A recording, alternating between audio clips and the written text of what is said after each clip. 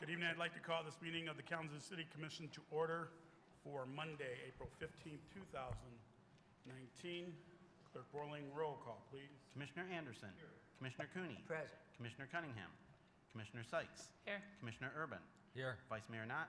Here. Mayor Hopewell. Present. May we have a motion to excuse Commissioner Cunningham? Moved by Vice Mayor Knott. Support. Supported by Commissioner Sykes. All in favor, aye. Aye. Opposed, nay. Motion carried.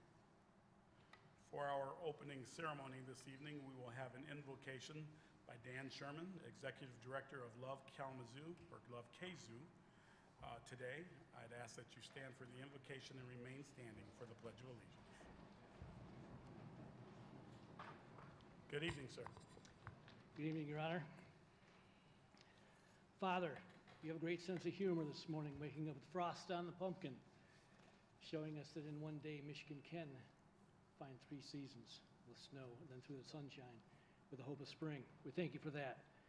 Lord, we ask that you be with the commissioners in this new go-round of sessions, be with the commissioners and their family, that they might experience health, wisdom, and discernment.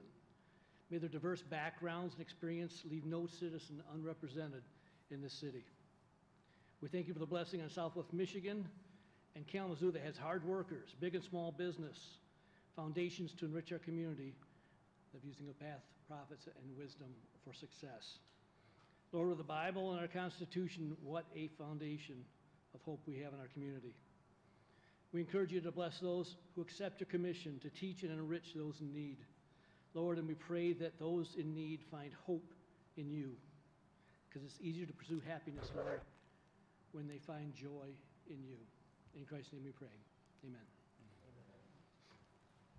I pledge allegiance to the flag of the United States of America and to the republic for which it stands, one nation, under God, indivisible, with liberty and justice for all.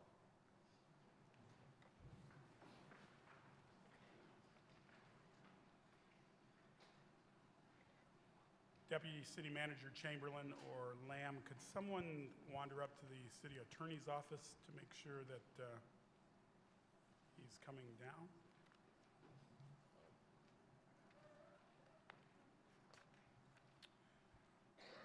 We have the formal agenda before you, Commissioners. Are there any changes? Hearing none, anyone in the city manager, or excuse me, in the audience, if you would like to comment on items under the consent agenda, that's items under C, please identify that item at this time. Sir? 21, air rights easement. Any others? Thank you. Communications Manager Ritzman? Yeah, one thing tonight, just in terms of upcoming meetings, there will be a special work session of the City of Kalamazoo City Commission on Monday, April 29th at 6 p.m. in the community room of City Hall. The topic will be to discuss marijuana regulations. Are we also discussing fireworks at that meeting or no? No. Okay. Thank you.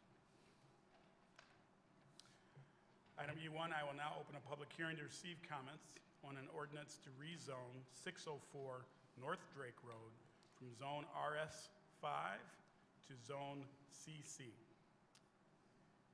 Anyone in the audience wanting to comment in this public hearing, please step to the podium. You'll have 4 minutes. Give us your name and whether you live within the city.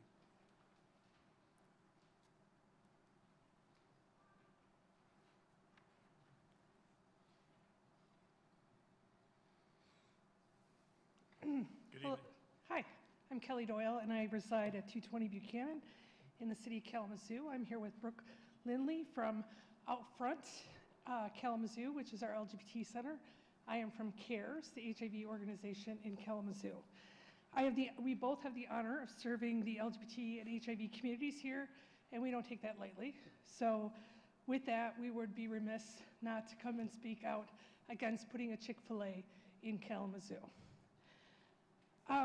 We know that the Chick-fil-A Foundation donated more than $1.8 million to 3 groups with the history of anti-LGBT discrimination in 2017. These donations occurred after they proclaimed anti-LGBT funding would cease in 2012. Due to the recent weeks, Chick-fil-A has lost airport deals in San Antonio and Buffalo, and because their continued donation of dollars, and they lost their ability to franchise in Boston back in 2012.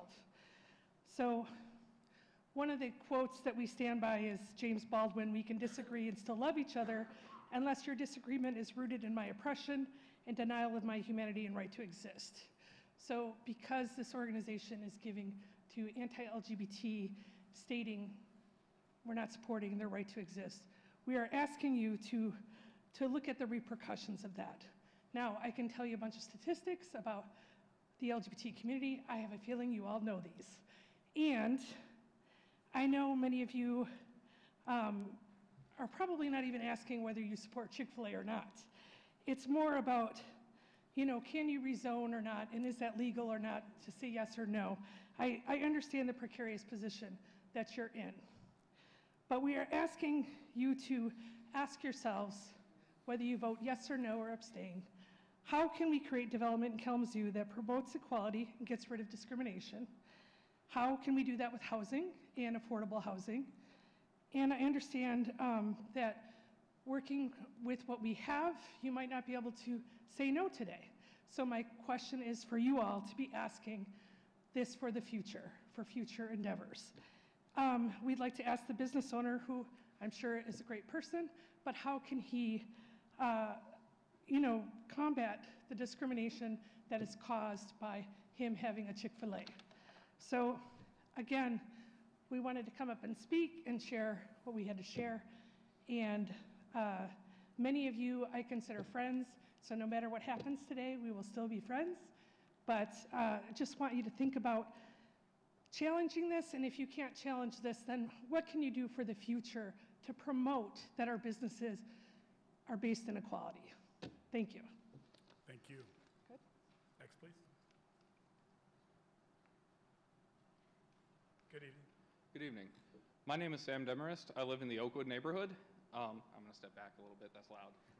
I was reading about the rezoning proposal, and I've read numerous other jurisdictions are doing things to curtail the expansion of Chick-fil-A in their jurisdictions. There was an airport or two that have done that, and those actions are being challenged. I would encourage our city to fight in any way possible to prevent bigoted businesses from moving into our community. I think with the passage of Prop 1856 years ago and many other electoral victories for equality, the community has shown roundly that this business does not represent the values of our community. And if something can be done to make things more difficult for bigoted businesses to move into Kalamazoo, I think we should do that. Thank you. Next, please. Anyone else wanting to? So just, I have this second. This is a long agenda tonight, so if you're planning to speak on any item, just really be prepared so we can get through it. Sir? Good evening. Thank you. My name's Pat Lennon. I'm with the Honigman Law Firm, here tonight on behalf of the applicant. I mentioned to one of you, I probably need to get some new suits and ties. I've been here so frequently recently, so it's good to see you again, and it's good to continue to get to know you again as I have before. We're here tonight obviously in support of the rezoning, and as we think about it, we want to remind the City Commission to think about the what that we are doing and not the who. And I think that's critical to your analysis. And what we're talking about here is actually a very small rezoning.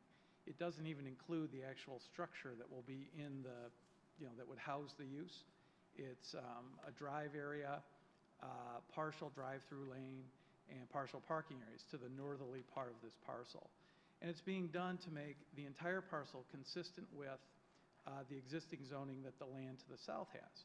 So it's really just to tie together this parcel so that this corner can be redeveloped.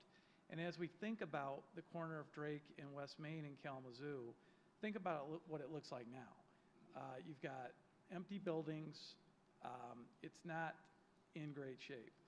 What the applicant is excited to do is establish this use on the corner and make a new and attractive gateway to the city that we think will be good for everyone. And we think that's been recognized as we've gone through the process. We have had, to my knowledge, only positive support from our neighbors. We have had a recommendation from the Planning Commission. We have had a positive staff report. We meet the criteria for rezoning, and we're hopeful that we can convert what we see as one of Kalamazoo's best opportunities for a vibrant commercial development into just that. And we think this is an important user to kick off that corner redevelopment.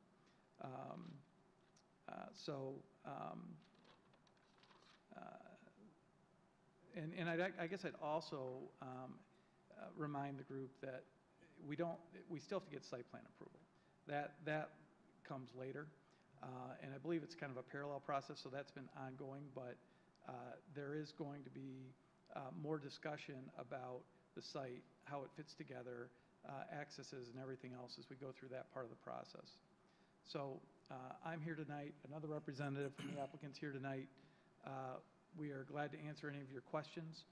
We appreciate your time and consideration, and would just reiterate that the application satisfies the criteria for rezoning. It's compatible with surrounding uses.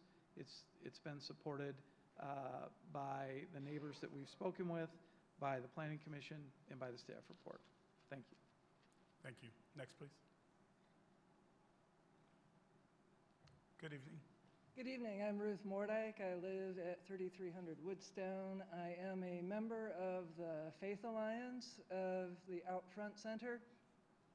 And I would just like to reiterate today the point that Ms. Doyle made, that I certainly hope that in the future that the City Commission will consider the who as well as the what, because they do come together oftentimes, and the who in charge of a business is in charge of the values it represents and the ways the monies get directed outside of the community as well as inside of the community. And I certainly would hope that this commission would consider, as was already requested, to consider the impact overall of any business coming into the city, and to consider whether the city wants to support through its actions businesses that do promote hate against marginalized groups in our community. Thank you very much. Thank you. Anyone else wanting to address the commission this evening on this side? Hearing no one or seeing no one, I will close the public hearing. Commissioners, the requested action is a motion to adopt the ordinance. Is there a motion? I move that. Moved by Commissioner Urban. Supported by Commissioner Cooney. Vice Mayor?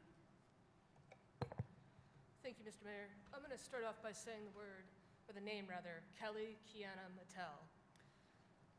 Kiana Mattel was gunned down in the city of Detroit right before sunrise on December 7th.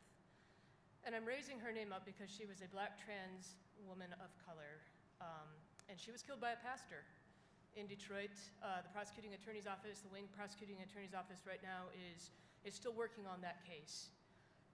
And so I have some notes tonight just to kind of keep me in line, because this is a very passionate issue for me. I'm growing tired of the comments, we need to remember the what and not the who. I'm a smart woman. I'm aware of those 5 guiding principles. I've had conversations not only with our city attorney, but with members of our community planning and development staff, as well as the assistant city manager, as well as my own friend and colleague who's an expert in the state of Michigan and nationally as it relates to LGBT advocacy and hate groups.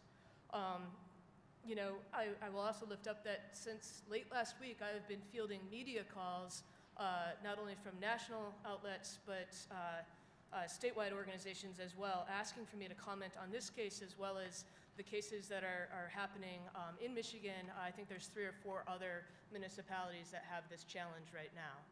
This isn't unique to Kalamazoo.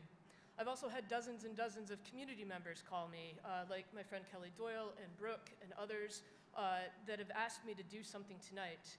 while also being empathetic that my hands are tied. And I mean, why wouldn't allies, community members, the media contact me, right? I am the queer vice mayor of Kalamazoo, who is newly appointed the interim executive director of a statewide advocacy organization that also provides 24-hour, 7 days a week crisis services for members of the LGBT community that have experienced some form of violence, bullying, discrimination, and harassment. The organization that I worked for, last year we provided over 450 case management services to individuals who have experienced some sort of trauma just because they identify as a member of the LGBT community. I want to emphasize again for probably the 10th, 11th time, just today alone, that I understand denying private businesses permits because of speech by its owners is a blatant First Amendment violation. The freedom of religion is one of our most fundamental rights. I understand that. It's enshrined in our Constitution. It's reflected in the laws of our land.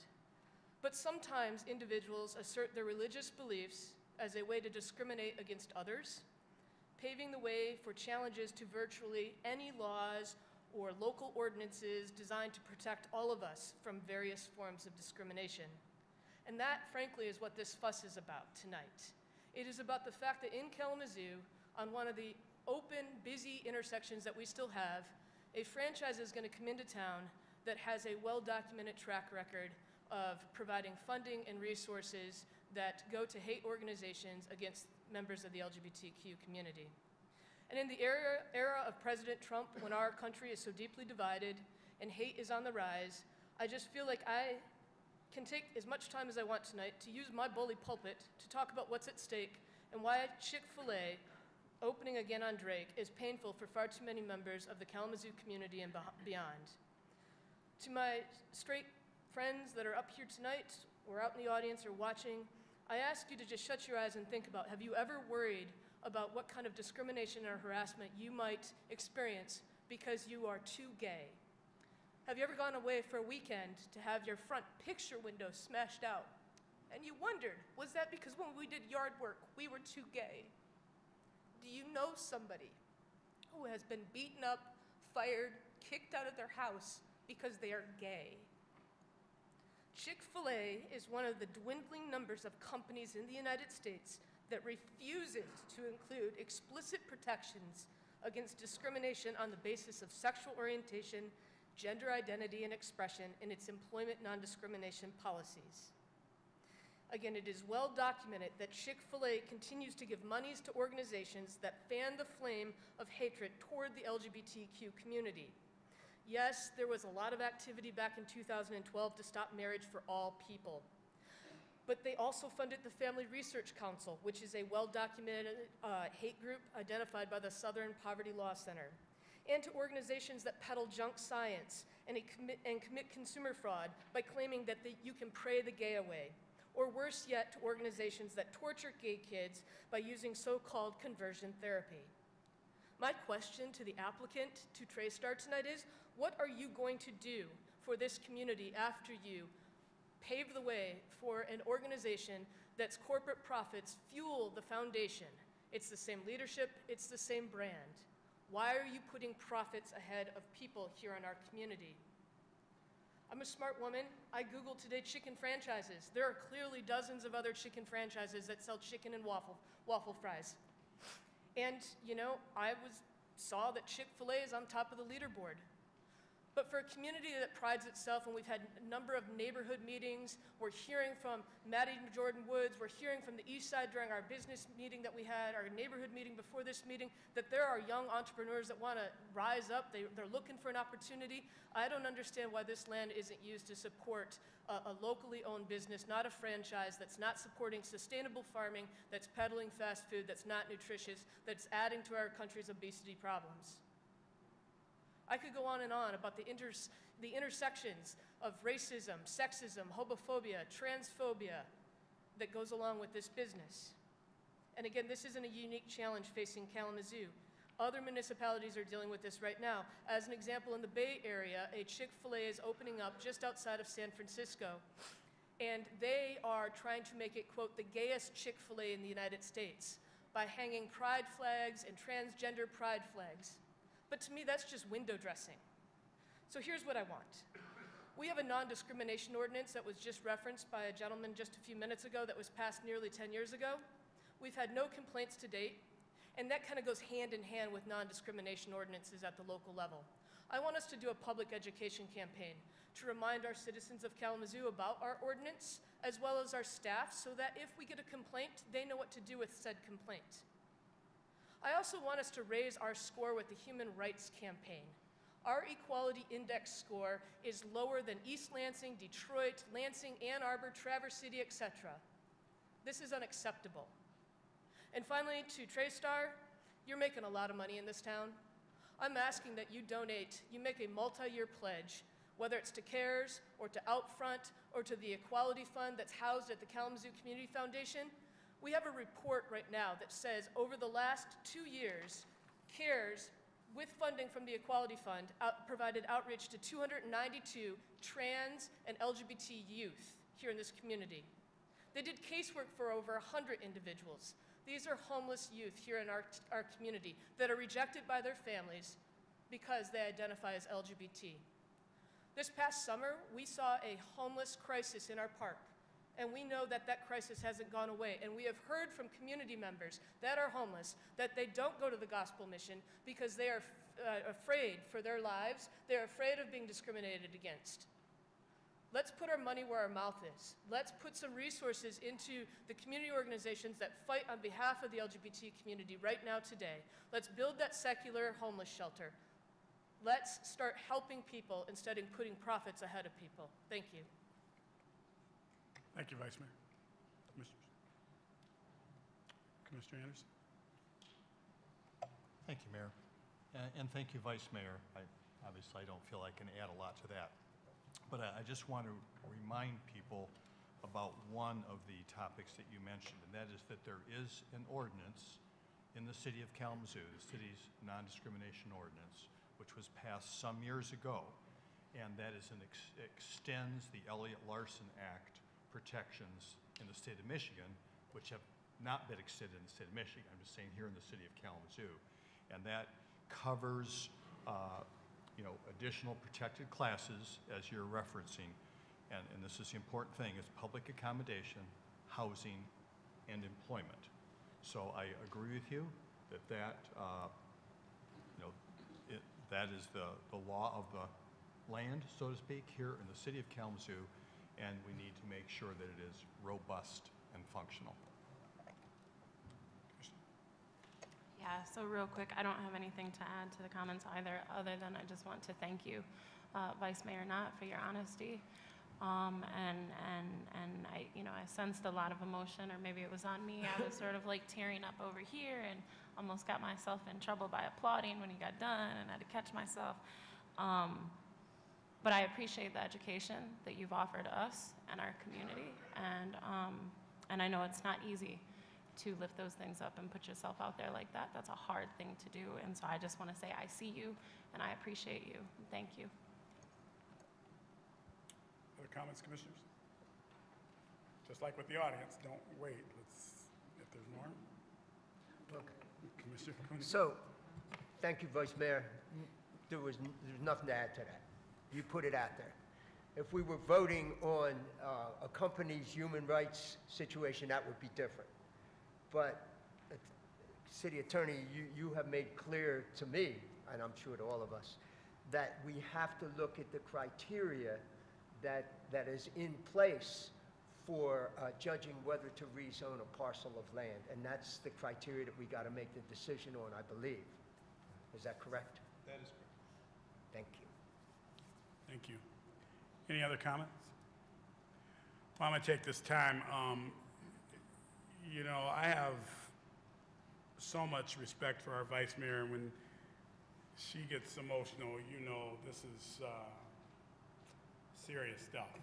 So I've got questions, Mr. Attorney, if you'd come back forward. If you want to bring the representative from TraStar, that'd be great.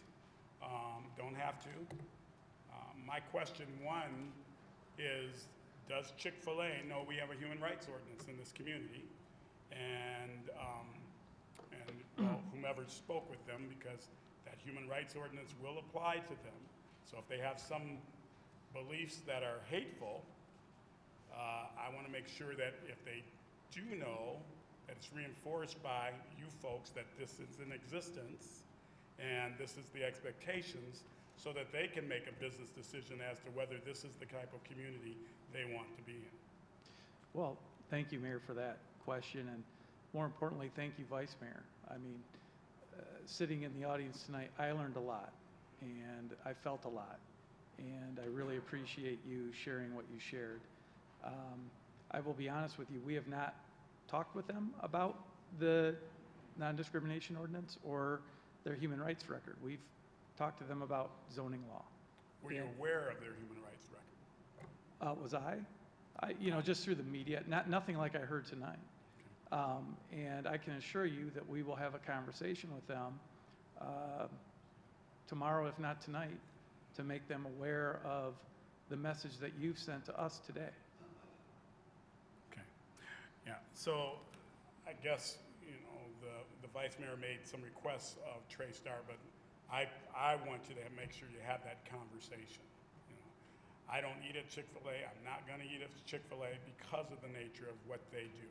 I've also been around long enough to understand zoning and having been on the Planning Commission, Zoning Board of Appeals, and what our obligations are to land use.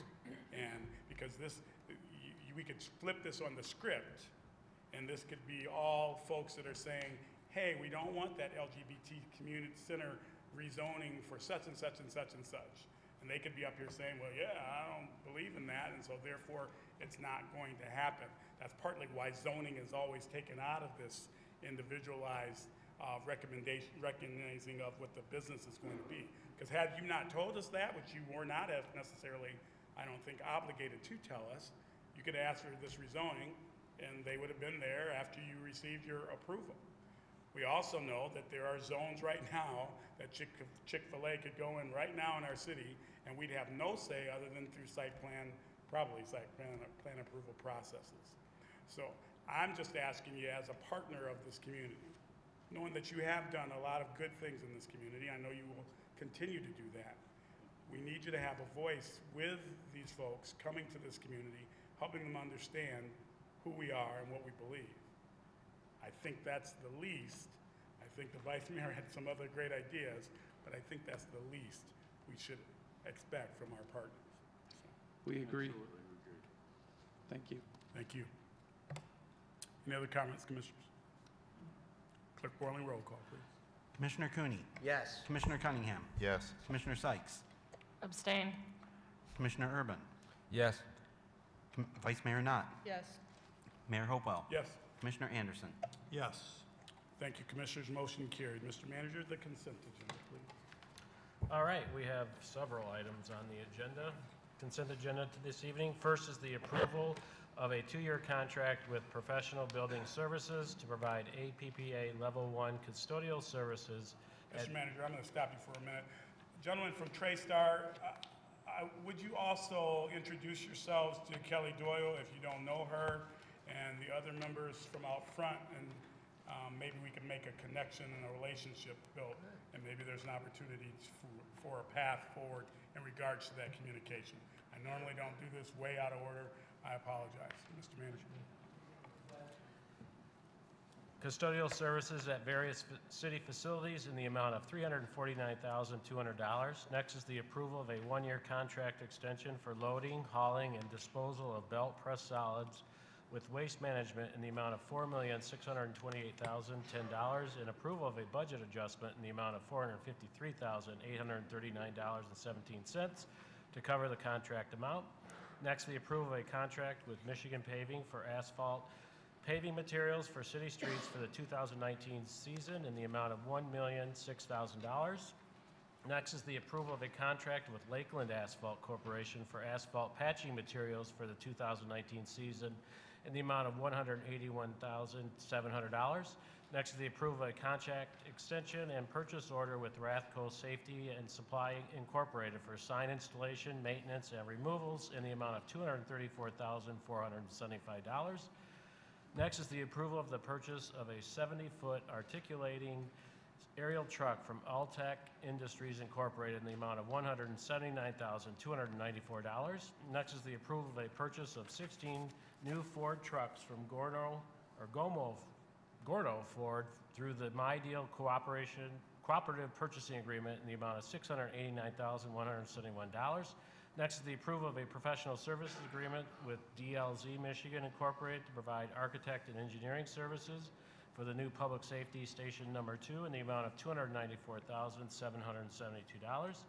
Next is the authorization for the city manager to enter into contracts with ICE control salt suppliers as awarded by the state of Michigan for the 2019-2020 winter season requirements in an amount not to exceed $500,000. Next is the approval of a 2-year professional service agreement with Traffic Technical Services with Traffic Tech Services LLC at the rate of $48 per hour. Next is the adoption of a resolution setting a public hearing for May 6, 2019 to receive public comments on the 2019 to 2023 Consolidated Plan and 2019 Action Plan and Budget required by the U.S. Department of Housing and Urban Development. Next is the adoption of a resolution approving a final project plan for the 2020 water system improvements and designate James J. Baker, P.E., as authorized project representative. Next, we have the following resolutions of support for local bridge program funds for the following bridges: Inkster Avenue Bridge, Gall Street Bridge, Patterson Street Bridge, Lake Street, and Wall Street bridges. Next is the adoption of a resolution setting forth the salaries of the City Commission appointees effective April 15, 2019. Next is the adoption of a resolution recognizing Oakwood Neighborhood Association as a nonprofit organization operating in the community for the purpose of obtaining a charitable gaming license. Next is the approval of a request from the Kalamazoo Growlers to publicly display fireworks at Homer Stryker Field on May 31, July 4, 5, 6, and 26, and August 2, 2019. Next is the approval of the updated list of non-bargaining unit employees exempt from civil service protection. Next is the authorization for the city manager to execute all necessary documents for the city to acquire Lot 3 of Sun Valley Acres to address local flooding conditions. Next is the approval of an extension of the calendar terms of Foundation for Excellence Class 3 Board Directors from December 31, 2020 to May 31, 2021 to complete the term adjustments begun at the August 3, 2018 City Commission meeting. Next is the approval of the appointment of Kime Hollers to the Shared Prosperity Kalamazoo Organizing Committee. Next, we have the approval of mayor's appointments to the North Side Business District Authority Board of Directors with the following names and term expirations: Chad Dodd for a term expiring on March 31, 2021. John Durham for a term expiring on March 31, 2023. Kyer Gamshow for a term expiring on March 31, 2022. Damian Henderson for a term expiring on March 31, 2022. Maddie Jordan Woods for a term expiring on March 31, 2023. Ken Nachi for a term expiring on March 31, 2020. Marilyn Pulley for a term expiring on March 31, 2020. William Rowland for a term expiring on March 31, 2021. And Ricky Thrash for a term expiring on March 31, 2022. And then we have the following appointments: approval of the following appointments to the Environmental Concerns Committee. Eric Brown for a term expiring on January 1, 2022. Sharon Deaver for a term expiring on January 1, 2022. And Scott Schmidt for a term expiring January 1, 2022. Thank you, Mr. Manager. Commissioners, the requested action is a motion to approve the consent agenda as presented and authorize the city manager to sign all documents on behalf of the city. Is there a motion? Moved by Vice Mayor Knott. Support. Supported by Commissioner Sykes. Roll call, please. Commissioner Cunningham. Yes. Commissioner Sykes. Yes. Commissioner Urban. Yes. Vice Mayor Knott. Yes. Mayor Hopewell. Yes. Commissioner Anderson. Yes. Commissioner Cooney. Yes. Thank you, Commissioners. Motion carried. Mr. Manager, the regular agenda, please. First, we have item F21, approve and authorize the city manager to sign an easement agreement for air rights associated with the mixed-use hotel and commercial development project involving the former Rose Street Market Building. Anyone in the audience wanting to speak on this item, please step forward. You will have 4 minutes. Give us your name and whether you live within the city. Good evening. Jeff Messer, city resident. I pulled this item in case Planning Commission Vice Chair Emily Greenman Wright arrived late tonight to tonight's meeting, and she wanted to comment. She's not here, so I'll just kind of give you an idea of what she had expressed her concern about. At the City Commission, at the Planning Commission meeting held last week Tuesday, she complained that the City Commission had given an air rights easement to the Exchange Building project for the air rights over Exchange Place without consulting with the Planning Commission. Apparently she felt that an air rights easement is somewhat similar to a street vacation. That's when a property owner asks the city to give up a public street and then sell it to the property owner, so the property owner can usually use it for the parking lot, as is currently happening at Community Mental Health. If you would like to have the Planning Commission review this, conveniently there will be a meeting 1 week, a special meeting of the Planning Commission 1 week from today in this room at 7 o'clock. The purpose of that meeting is to review the site plans for Nazareth Muzzler House demolition and the Bronson Hospital Cancer Building on Vine Street. There's some flooding concerns there. You could just, I don't know, I'm not sure if there's enough time for public notice. Either that meeting or the one in May, both of those are going to occur before the next City Commission meeting. Or, you know, it's up to you. I just wanted to let you know that Planning Commission Vice Chair Emily Greenman Wright thought that the Planning Commission should be reviewing air rights easements just like they review street vacations. Thank you. Thank you, sir. Anyone else wanting to comment on this item? Seeing no one, Commissioners, the requested action is a motion to motion to approve this item and authorize the city manager to sign all documents on behalf of the city. Is there a motion? So moved. Moved by Commissioner Anderson. Support. Supported by Commissioner Sykes. Is there discussion? Mr. Manager, would you have probably whomever you think can come and answer the air rights question that was posed, if there's anyone? Director Kick. Or city attorney, whichever. Mr. Attorney, go ahead. Well, the vacation of air rights or granting an easement, we're not vacating air rights, we're actually granting an easement over the street. And the concept is that when you're the owner or you are holding the street, you have a bundle of sticks, if you will. Look, property rights is a bundle of sticks, and one of the sticks in that bundle is what occurs above the street as well as on the street and below the street. We grant easements all the time for public utilities to use our streets, and that does not go before the Planning Commission. And similarly here, we're granting a right to go over the street.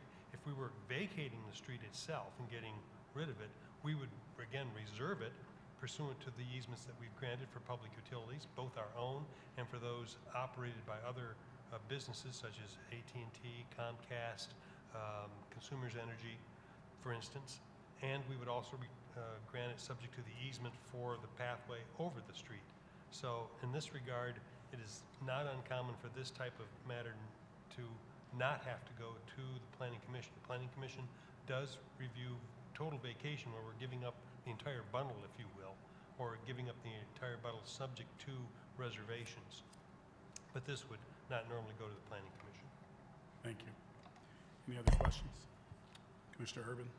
Well, we have a motion and a second, so we're discussing the issue now? Yeah. Okay. Well, it seems to me that this may be a slightly different situation than with street vacation and utility easements and so forth. But I don't think the Planning Commission is, I know I'm not particularly qualified to judge on this matter, and I would appreciate in the future having Planning Commission, planning staff and Planning Commission expertise advise us. But since there's nothing in the ordinances now that addresses this, I'm going to vote yes on this. But I think it's worth asking the Planning Department, CP&D, to consider whether this is something that the Planning Commission should review in the future. Air rights have a lot of subtle effects in terms of how that area appears to the public and how it's used. And there are pluses and minuses there that I'm not prepared to weigh in on, but I'm having to make a decision on it based on what the rules are right now. So I just think it's worth further study, but I'll be voting yes on this. Thank you, Commissioner. Any other comments? Roll call, please. Commissioner Sykes? Yes. Commissioner Urban? Yes. Vice Mayor Knott? Yes. Mayor Hopewell? Yes. Commissioner Anderson? Yes. Commissioner Cooney? Yes. Commissioner Cunningham? Yes. Thank you, Commissioners. Motion carried. Mr. Manager? First reading of an ordinance amending the fireworks ordinance so as to reflect recent changes in state law regarding the days and times when fireworks may be discharged. Thank you. Anyone in the audience wanting to speak on this item, please step forward. You'll have 4 minutes. Give us your name and whether you live within the city. Seeing no one, Commissioners, the requested action is a motion to offer the ordinance for first reading. Is there a motion? So moved. Moved by Commissioner Anderson. Second. Supported by Vice Mayor. Comments? Roll call, please. Commissioner Urban? Yes. Vice Mayor Knott? Yes. Mayor Hopewell? Yes. Commissioner Anderson? Yes. Commissioner Cooney? Yes. Commissioner Cunningham? Yes. Commissioner Sykes? Yes. Thank you, Commissioners. Motion carried. Mr. Manager? Item G2 is the adoption of proposed amendments to Chapter 21 of the Kalamazoo City Code of Ordinances regarding the decriminalization of certain violations and changes to sections regarding abandoned residential structures and nuisances, including graffiti. Anyone in the audience wanting to comment on this item, please step forward. You'll have 4 minutes. Give us your name and whether you live within the city. Good evening. Good evening. My name is Thomas Labdy. I live on 1400 Greenwood Avenue, which is really close to Western Michigan University. 2 nights ago, my car was vandalized during the campus crawl. I have a 4,000-pound vehicle. It was lifted by maybe 8 people. I was told by the police that it was most likely campus students who were drunk going to this campus crawl. In my opinion, if the city is sitting in WMU campus are going to allow this mob mentality, they need to provide enough security. I was told by the officer there was nothing they could do as there were not enough officers to address this or monitor or contain it. Every year people are victimized by this kind of behavior. My car is not the only example. There were 2 break-ins at the 1324 apartments as well as other cars that were jumped on and completely destroyed. And it is I see it's allowed because the date seems to be pre-planned and pasted all over social media where you can buy t-shirts to these events. Thank you. Thank you. Next, please. Good evening. Good evening. Sam Demarest. I live in the Oakwood neighborhood. So I agree with the aim of this ordinance as is being proposed, and I accidentally ended up near campus over the weekend, and it was quite a scene. I do not think that the ordinance as proposed is ready for public consumption, though, and what particularly concerns me around the nuisance party violations are a couple things regarding second-order effects. I see that in the language of the ordinance, 1 or more of the criteria must be met to designate something a nuisance party, and the 1 or more concerns me because one of them is the unlawful parking of vehicles on city streets or private property. And I think encouraging people to move their cars, for instance, once 2 a.m. rolls around and it's not legal to park on city streets, could put undue pressure on hosts and guests to operate vehicles intoxicated. And I think cars left on the side of the street are preferable to intoxicated motor vehicle operators. I also think that unlawful disposal of trash, littering happens. Ideally, people would police their friends and make sure they dispose of their garbage properly, but 2 relatively minor infractions, parking violations and littering, shouldn't subject everyone at a gathering to arrest. And I think there needs to be some better defined criteria rather than 1 or more as to what constitutes a nuisance gathering. Thank you. Thank you. Next, please. Good evening. Good evening, I'm Margaret Wilson. Do you need my address? Just whether you live within the city. I live in the city, yes. I think there's a lot of good things in these proposed changes, but I have a couple that I'm concerned about, and I think that they tie in a little bit with another action that's up for today, which is sending the new con plan to public hearing.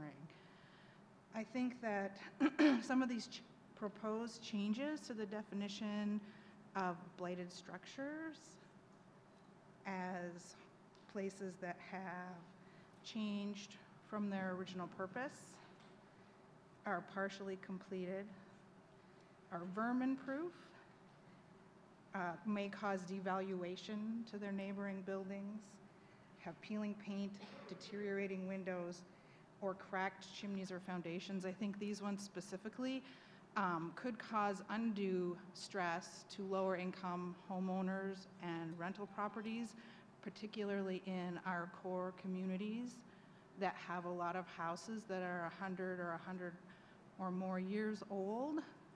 And also some of these areas, my neighborhood particularly, are also under the strictures of the historic district guidelines, meaning that it's very expensive to replace deteriorating windows. And given that any one of these things happens, causes a home to be considered blighted, I would just ask that some of those be considered not criteria for blight. Not that they aren't issues that we all want to see addressed for our neighborhoods to maintain nice curb appeal and safe homes, but I'm just worried that if we put people who have peeling paint in a 100-year-old house on the path to being blighted in a blighted home, we're putting them in danger of losing their home. So I just ask that you maybe consider that in your discussions. Thank you. Thank you, ma'am. Next, please. Good evening. Good evening. My name is Benjamin. I live in the city. I haven't actually read the actual ordinance changes, but just hearing some of the things that people have already commented about. Peeling paint, it's already against city code to have peeling paint in your house. So I don't know why that would need to be changed. But the biggest thing that I wanted to speak of is a lot of these things are addressed to individuals in certain neighborhoods, and it's completely ignored in other neighborhoods. I went around canvassing for somebody running for office this past year, and one of the concerns that somebody made was they got a violation of city ordinance for having the house numbers on their house being the same color as their house. And I thought that was a little weird. Several of my neighbors have painted their houses and they painted over the numbers and they did not get ordinance violations. So just kind of the equal, fair treatment that people have. Yeah, that's all. Thank you. Thank you. Anyone else wanting to address this item? Seeing no one, Commissioners, the requested action is a motion to adopt the ordinance. Is there a motion? Moved by Commissioner Cooney. Support. Supported by Commissioner Anderson. Discussion? Commissioner Anderson? I'm not sure if it's possible whether City Attorney Robinson or somebody from CP&D might just be able to address some of the issues. I'm not sure who's most appropriate. This evening, Assistant City Attorney Richard Cherry is here. He drafted the ordinance in working with Community Planning and Economic Development Department. We'll take you both.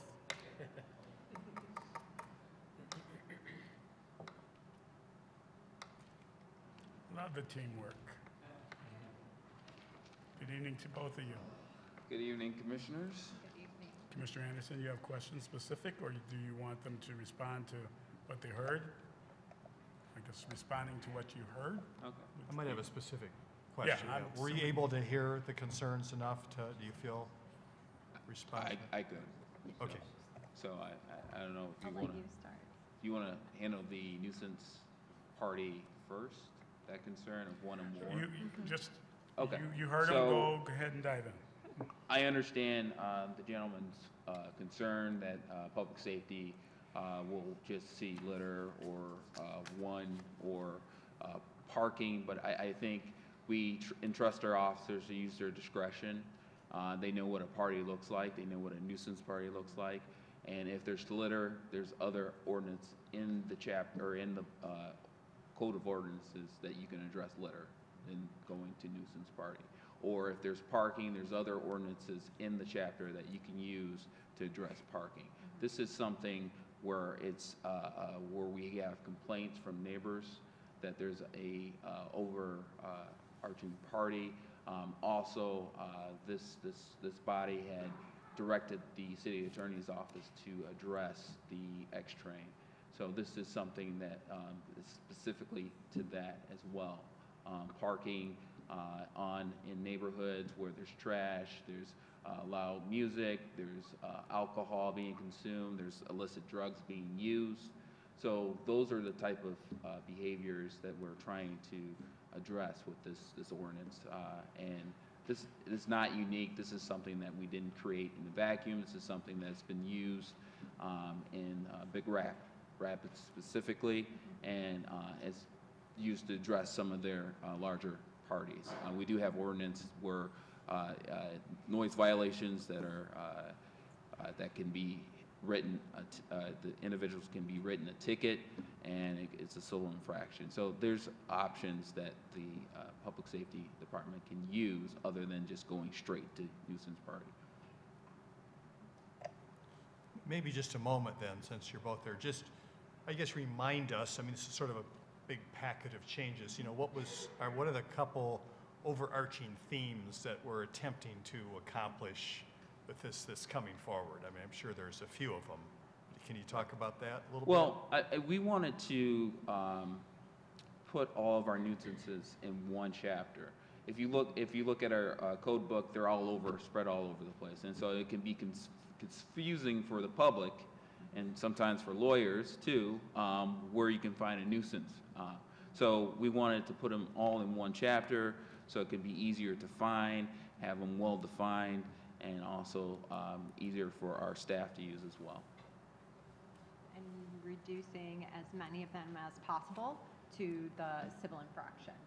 So that was a theme as well, is to address the issue of criminal charges and of what other effects those could have, and those that seemed appropriate, reducing those to civil charges. Right. Therefore, not creating a criminal record for somebody. Exactly. Is that accurate?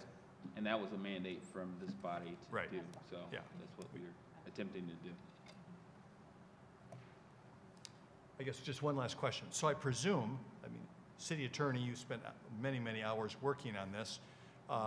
There was a lot of work with our inspections department and our code department, as well as making sure that these things made sense and were consistent with our overall desires for the community, you know, represented at Imagine Kalamazoo and that sort of thing. I mean, do you want to say anything more about that, or? Okay. Sure. Particularly around the homes that were spoken about tonight too. Again, we are talking about vacant, blighted structures. These are abandoned homes, and right now we have a very one-size-fits-all ordinance.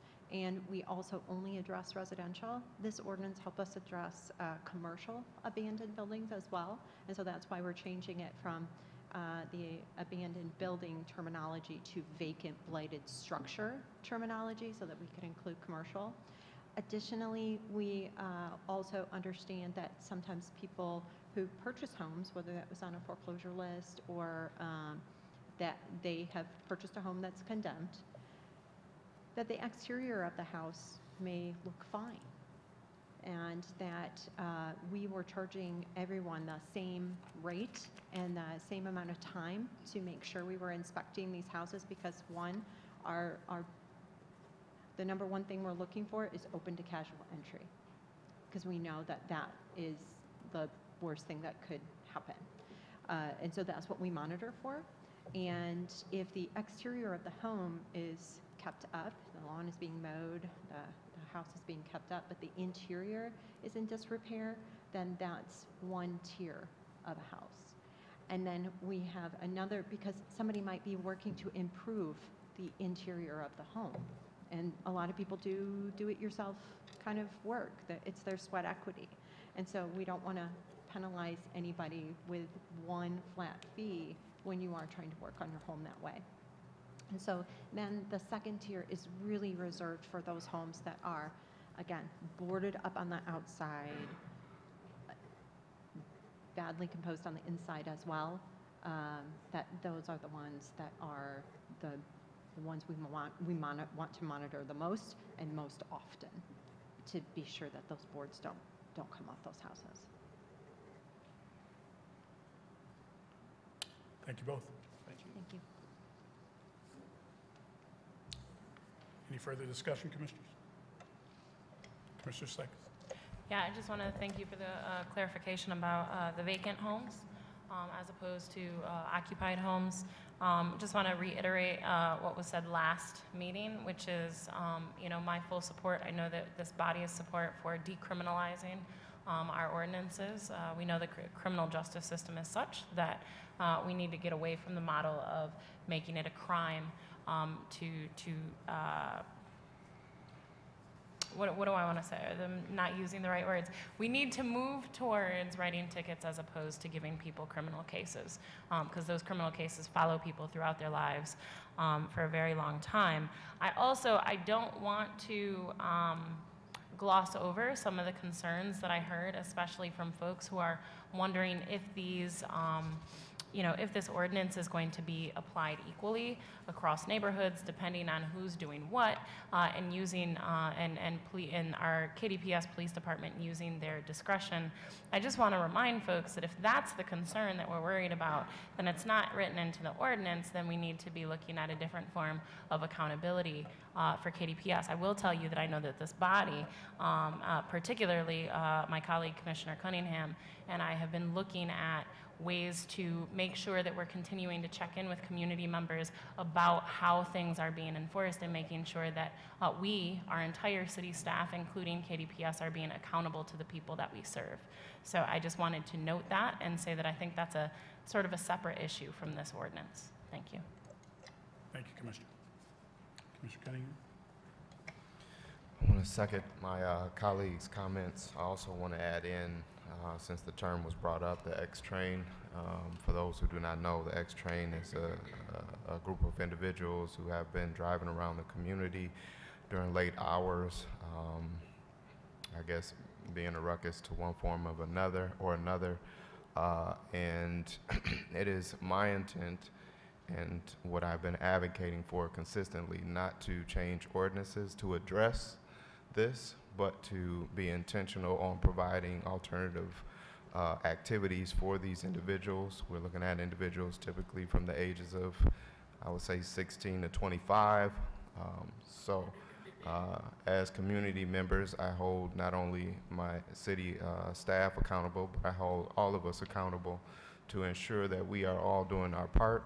If there is something that you can think of, is there some activities or some ways that we can open some doors or even open up some opportunities for these individuals, let's be intentional in that space. Policing issues like this is, symptomatic. I think a long-term change, if you want to really be intentional, is to make sure that we are reaching our youth at a younger age so that they become working adults who provide positive things to our community versus something that we view as a negative. Thank you, Commissioner. Any further comments? Roll call, please. Vice Mayor Knott. Yes. Mayor Hopewell. Yes. Commissioner Anderson. Yes. Commissioner Cooney. Yes. Commissioner Cunningham. Yes. Commissioner Sykes. Yes. Commissioner Urban. Yes. Thank you, Commissioners. Motion carried. Mr. Manager, you have a report this evening? None, Your Honor. Mr. Attorney? No, sir. Mr. Clerk?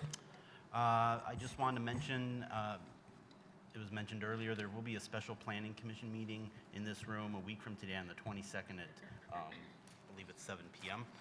Yes, 7 p.m. So I don't think that made it on the screens, but that's happening. Thank you.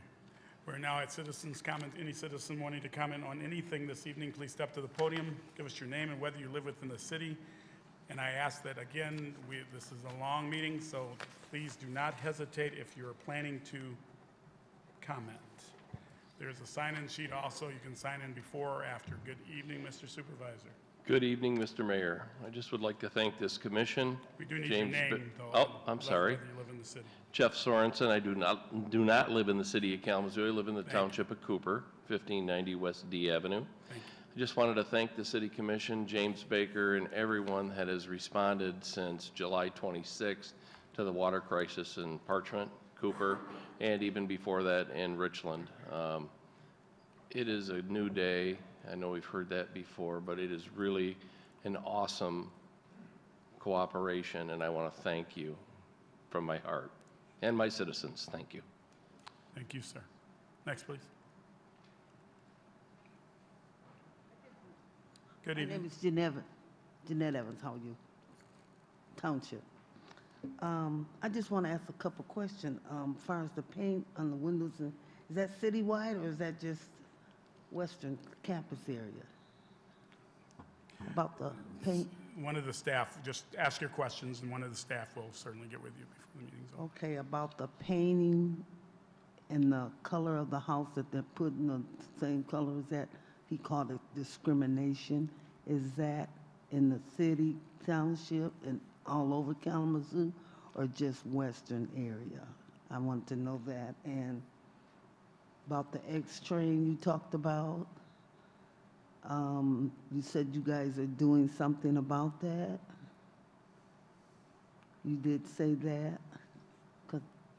Oh, you Again, can't answer me. Ask your Okay, questions. you can't answer me. I forget. I'm sorry.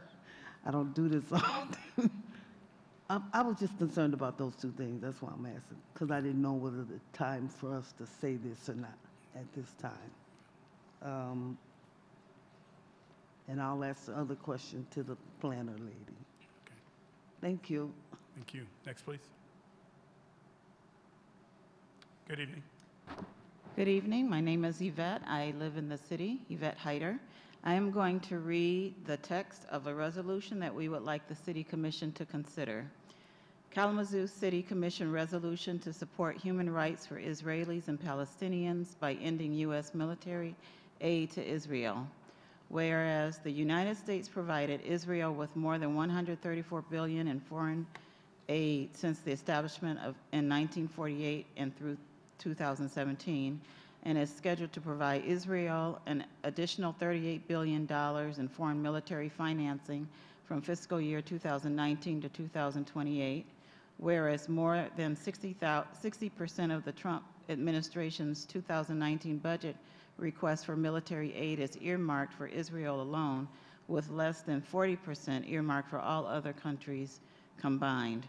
Whereas Jewish Voice for Peace, along with 40+ Jewish groups worldwide, made a sharp distinction between anti-Semitism and criticism of Israel by declaring, quote, "It is more important than ever to distinguish between a hostility to or prejudice against Jews on the one hand and legitimate critiques of Israeli policies and system of injustice on the other," end quote.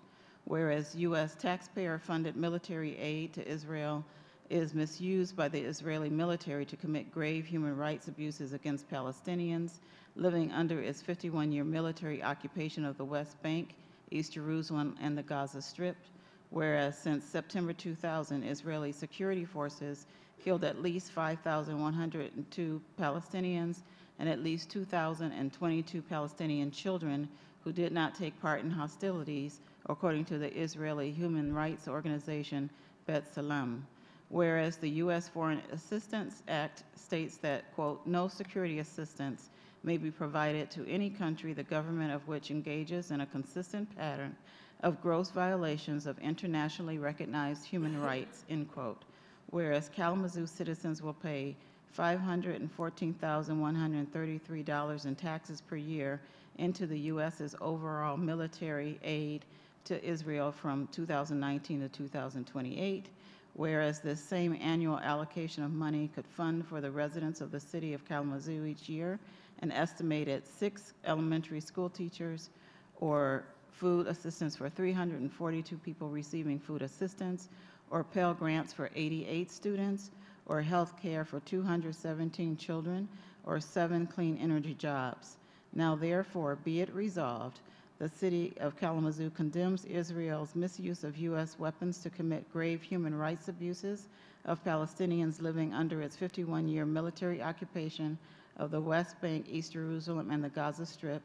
The city of Kalamazoo calls upon members of Congress to end U.S. military aid to Israel and redirect that money to unmet community needs until Israel abides by international law, stops engaging in human rights abuses against Palestinians, and ends the military occupation of Palestine.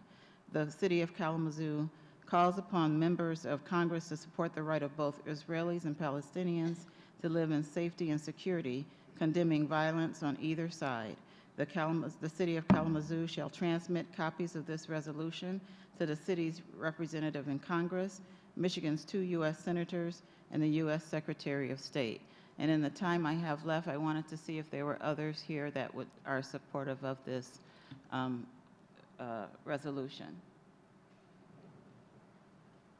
Thank you. Thank you. Next, please. Good evening. Good evening. My name is Mary Ellen Gondek, and I am a resident of Kalamazoo. And I want also to speak in support of what was just presented. During the time period 2006 to 2008, I was in Gaza and the occupied West Bank with the Michigan Peace Team. The Israelis left Gaza in 2005.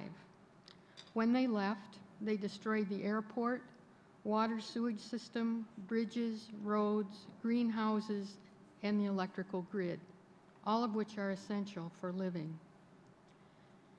Israel, determining the calorie intake of the people of Gaza, also blocked food, building supplies, and spare parts for machinery from going into Gaza.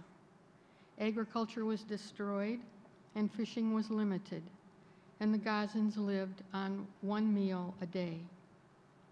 People could not move back and forth from the West Bank and Gaza for any reason, even visiting with family, employment, health care, and so forth. In response, the Gazans dug tunnels to Egypt in order to get these supplies. In the occupied West Bank, a wall was built around the land given to the Palestinians. It cut them off from their farmlands, water, businesses, and families. They also are subjected to checkpoints, interrupting their movement from place to place, school, work, family. And you may appreciate that when you wait for train crossings in Kalamazoo to know what that is like. Rockets from Gaza, yes. Men and boys throwing stones, yes. Bombing from Israel, yes. Sophisticated weapons, yes. There is violence and destruction and death everywhere, and it touches everyone, Palestinians and Israelis alike. The history of this time period shows that the targets of destruction, both from Israel and Gaza, are primarily civilian, not military targets. The deliberate killing of civilians is against international law. In Gaza, we sat on the roofs of apartment buildings, homes to civilians, to deter the bombings of those buildings, and it was successful, at least while we were there. The reality needs a solution, and the solution can't be reached with violence and war. Peace needs to be found through negotiation and working together. The political structure that is involved is not conducive to such negotiations because of the balance of power of the participants. The resolution that was presented tonight is key to that balance of power. With $3 billion a year of military aid on one side of the table and nothing on the other side, there is not the balance necessary to make possible a meaningful agreement. Because this impacts the human rights of both Palestinians and Israelis, I would ask you to consider the resolution that was just introduced. Thank you. Thank you. Next, please. Good evening. Good evening. My name, excuse me, I have a cold. Or I'm getting over a cold. My name is Harold Boy, last name is spelled B-E-U, and I'm a resident of Kalamazoo. This resolution may not appear to be the business of this city commission, but I would argue that we're talking about American citizens paying taxes for what we consider to be a wasteful project. Our city, like so many others, is in great need of revenue. And so we have a profound interest on how our federal government spends our money. Since over the years, it's defunded programs that help the poor, the homeless, children, and on and on and on. Israel has no need of military aid. We're talking about $3.8 billion a year. It is one of the most powerful militaries in the world, and the only one with the nuclear weapons in the Middle East. And it is not as if our government is wisely spending our taxes on military aid for other countries, including dictatorships like Egypt. Tragically, our government is the greatest purveyor of death and destruction in the world, which is the primary concern of our organization, Kalamazoo Nonviolent Opponents of War. However, Israel is a special case because we're tied so closely to its national interests. We send them weapons that are used to destroy Palestinian homes, apartment houses, schools, hospitals, water plants, and cisterns, as well as putting Palestinians under military occupation and making Gaza the largest open-air prison in the world. But we also enable Israel politically, especially lately by recognizing their illegal seizure of the Golan Heights as their own. The problem, as I see it, is that too many Americans fail to identify with Palestinians. They are not our family. They're not our culture. They are not our religion. My grandmother was Jewish, who had siblings that were rabbis and also lost siblings in the Holocaust.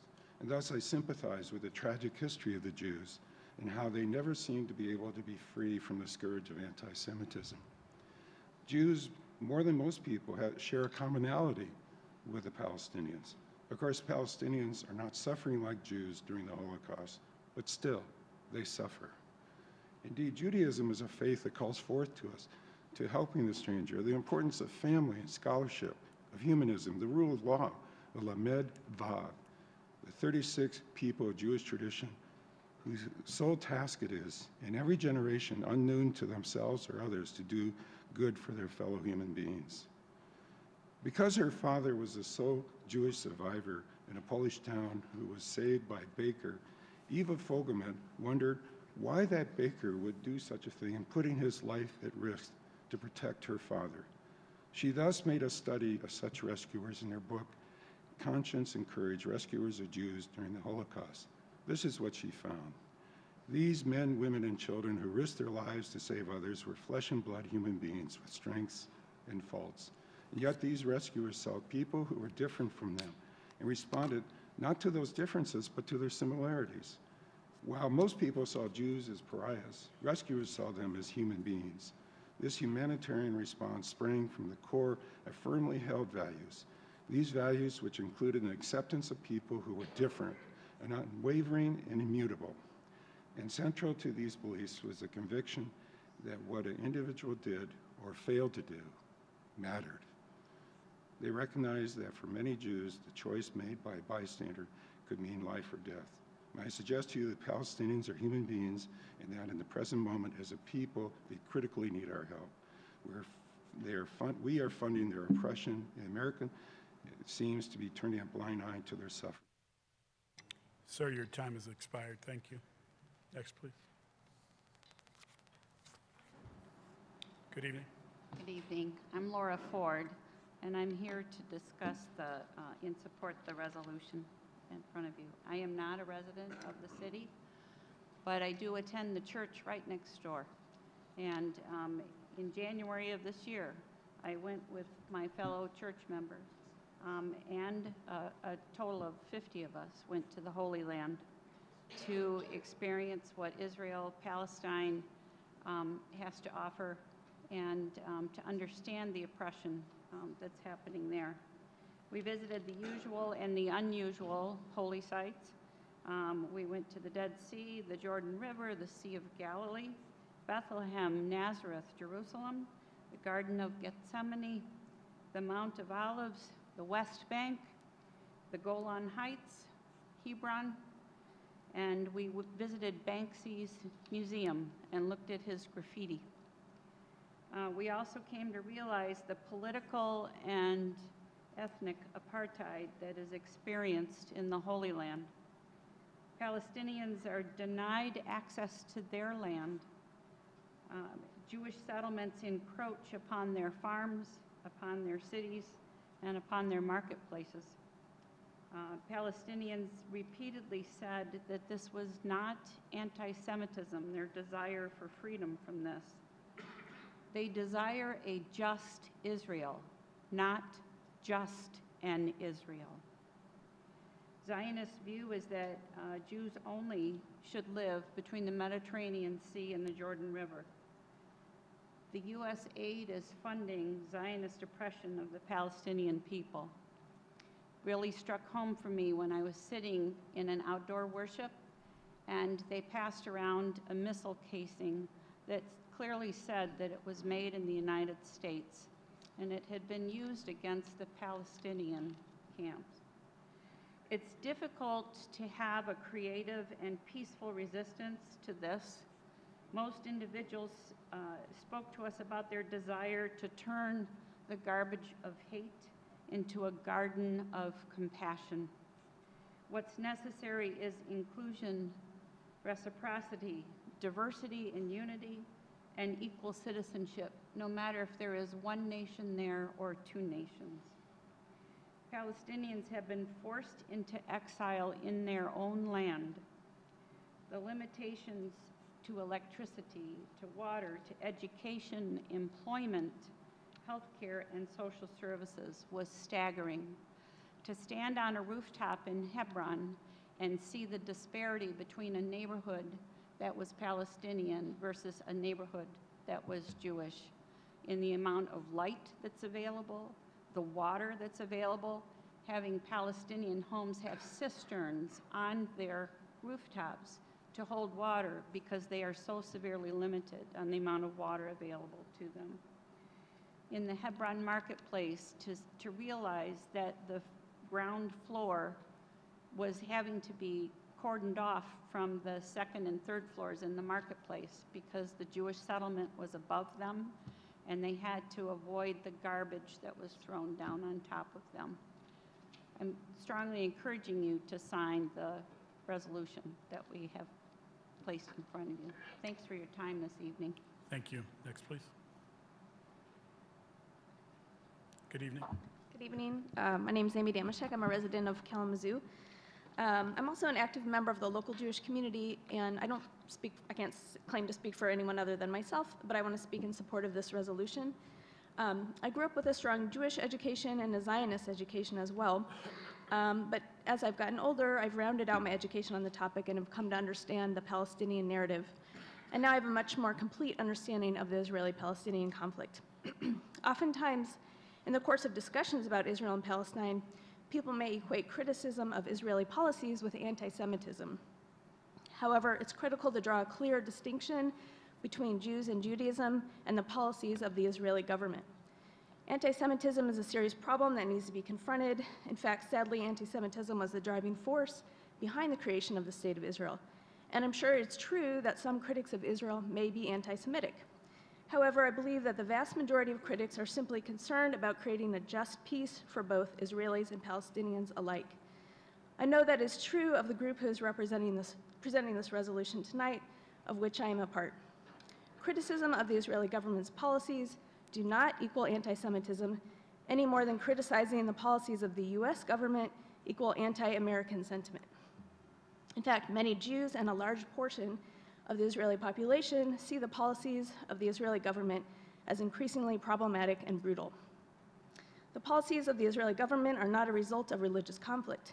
The Israel-Palestine conflict is about resources, primarily land and water, which is a common theme across wars in history. Moreover, the policies are not in place for the purposes of security, as the Israeli government would have you believe. The reality is that Israel is a military superpower in the region, largely funded by the US. The US is complicit in Israel's human rights abuses via its large allocation of military aid each year.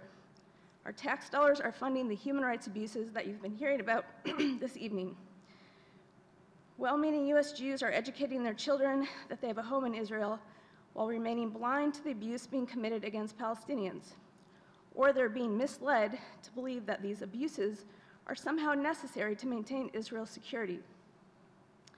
But I believe that while difficult, it's necessary to take a stand against these human rights abuses. These policies are not ultimately in the best interest of Israel, its citizens, or its standing in the international community. Nor are these policies in the best interest of Jews throughout the world. We are not endorsing a repudiation of the State of Israel or its existence. We are simply asking that the U.S. no longer be complicit in Israel's violations of the fundamental rights of the Palestinian people. We recognize that passage of this resolution by the City Commission may be a largely symbolic gesture. However, it's these kinds of acts within communities across the United States that are helping to turn the tide. Palestinians have embarked on a nonviolent campaign to put pressure on the Israeli government to respect their basic rights. This resolution provides us with the opportunity to be part of the turning of the tide to pressure Israel into making a fair and just agreement with the Palestinian people. This ultimately will benefit Israel, the Palestinians, and the American people. Thank you. Thank you. Next, please. Good evening. Good evening. My name is Santiago. I'm a resident of this city. I teach African and African diaspora studies at the University of Michigan and in West Africa, and I have spent several weeks in occupied Palestine, and it's the closest thing to the South in the United States, and for that matter, it's the closest thing to living in Michigan, and to my reading of what's happened in South Africa that I can confirm. And I suggest that you look at President Carter's book about apartheid in Israel. Beyond repeating issues that you've heard before, such as the lack of participation by the Palestinians in the decisions that govern their daily life, the economic and political apartheid system that exists there, or the incompetence of the colonial administration in Gaza, with regards to the Zionist occupation of Palestinian lands and the impossibility of a two-state solution, which would be the legalization of segregation. And given the news desert we live in here in Kalamazoo, as well as the limitations of the local public university's Global Studies program, I want to mention 7 reasons why you all should vote for this resolution about human rights abuses and military crimes, as well as genocide by population substitution, what in the United States is called gentrification. Israel, first reason, Israel is the biggest purchaser of weaponry per capita in the Middle East, and most of that is funded with gifts from the American government with your taxes and our taxes. Second reason, Israel has altered the environment, diverting water and disastrous overpumping to delay its inevitable desertification. Third reason, Israel is the largest per capita exporter of weapons, surveillance systems, and repressive technology in the world between 2010 and 2018, and the public relations or marketing gimmick is used that it's all battle-tested, and the guinea pigs are the Palestinians, the Syrians, and the Lebanese.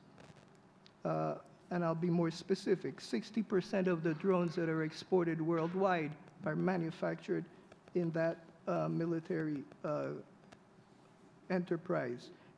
Their clients include dictatorships in Africa, Latin America, and Asia, as well as renting out trained mercenaries and torture instructors for U.S. urban police departments as close as Chicago. Fourth reason, Israel conducts spying and election manipulation inside the United States. Fifth reason, Israel supports relations with apartheid regimes in Brazil, in the Ukraine, in Hungary, in Poland, as well as the economic apartheid that exists inside the United States. Sixth reason, Israel funds archaeological expeditions to erase the historical evidence of the Palestinian presence in mosques and cemeteries, and these have been conducted since 1948, and those mosques and those cemeteries are systematically destroyed.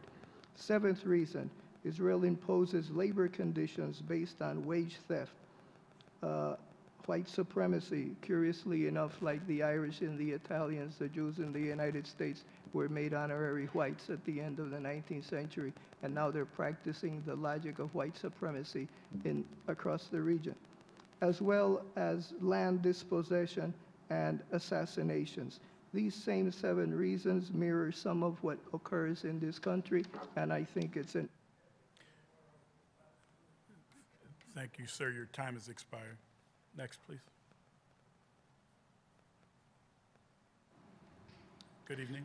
Good evening. My name is Lisanne Harma, and I'm not a resident of the city. I wanted to extend my sincere appreciation to the City Commission and to James Baker for helping the Richland residents with the 2020 Water Improvement Plan. The level of cooperation has been outstanding, and my residents are eternally grateful. And I just wanted to thank you for all of your efforts.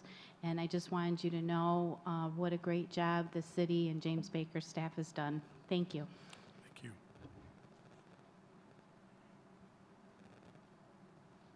Good evening. Jeff Messer, city resident. For anyone looking to beautify the community and make some new friends, there are 3 neighborhood cleanups coming up. The first one is this Saturday, April 20th, 4/20, at 9 a.m. at the Kalamazoo Farmers Market on Bank Street. They're looking for help preparing the farmers market for opening day, which is always the first day and first Saturday of May. So you'll be moving picnic tables, sweeping, painting, and whatever else they need to prepare the farmers market for opening day. So that's be at the Bank Street Farmers Market this Saturday, 9 a.m., and they'll be providing refreshments. The second one is a Vine neighborhood cleanup that begins at 10 a.m. At Davis Street Park, the corner of Davis Street and Grant in the Vine neighborhood.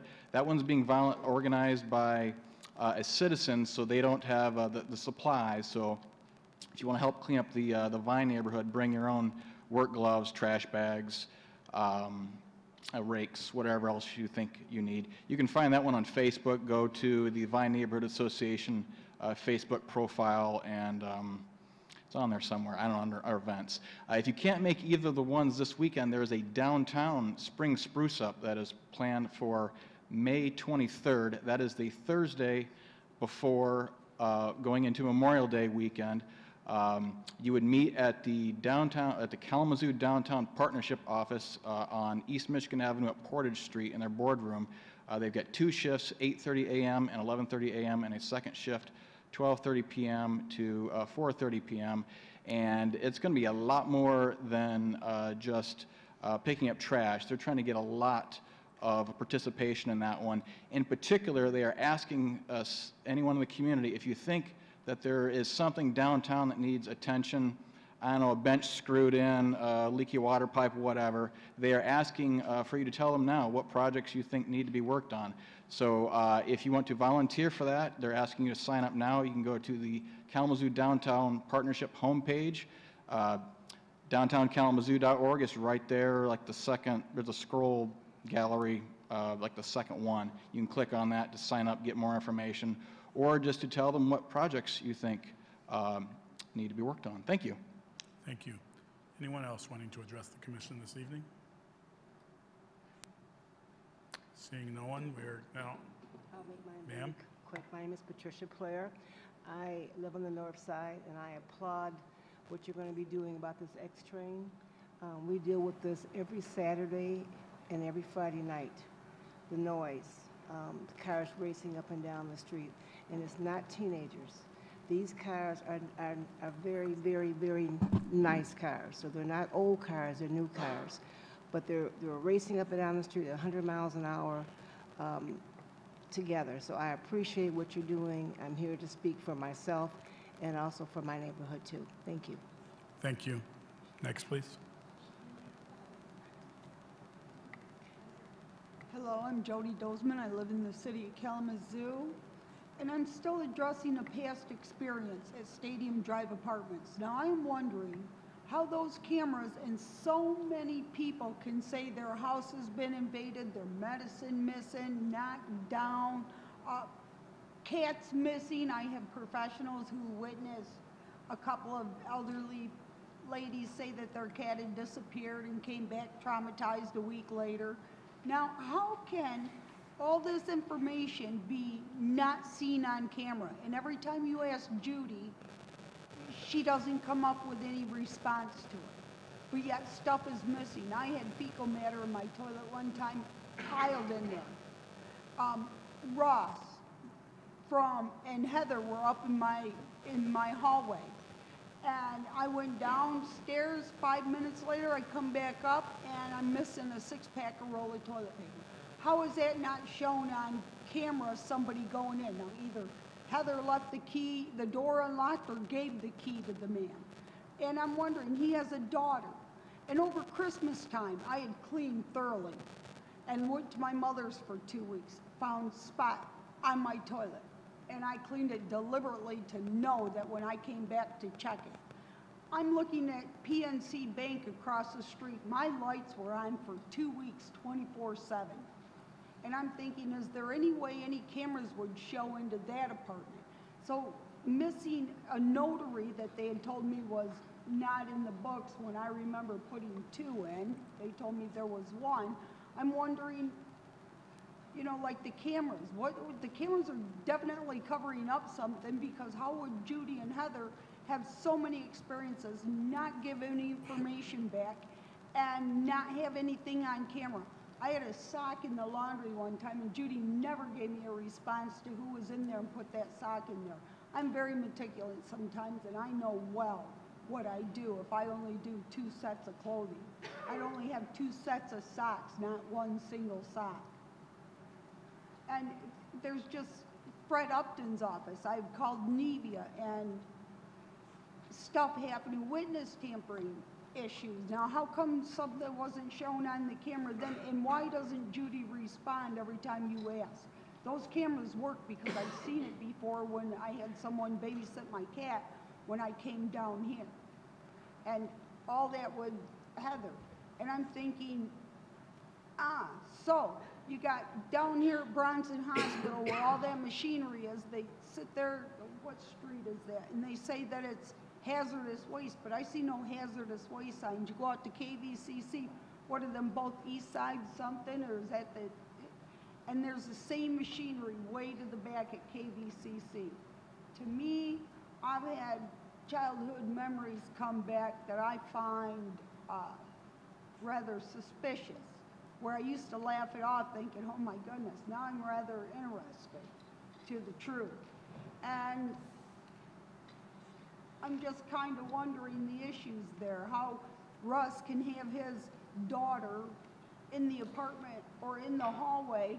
He's not even supposed to be on my hallway. And to have his daughter up there at times, I'm just not sure, maybe visiting someone else when he's not even welcome there. I mean, all these issues arise, and I'm just wondering how those cameras and Judy could be so quiet and cover up all that. That means if they expect renter's insurance, well, what about trespassing and stalking and, good God, the extent of what may be going on with them? Thank you. Thank you. Anyone else wanting to address the commission this evening? Seeing no one, we are at Commissioner's comments. Commissioner Sykes. Thank you, Mayor. Wow, there's a lot tonight. I want to thank the folks who came out to introduce a resolution to us, and I know that it is something that my colleagues and I will definitely take under advisement. I'm going to save my comments on that resolution until the time that it comes up before this body and we actually discuss that resolution, but I will just say that I believe it was MLK. Dr. Cooney will know this better because he's good at the MLK quotes.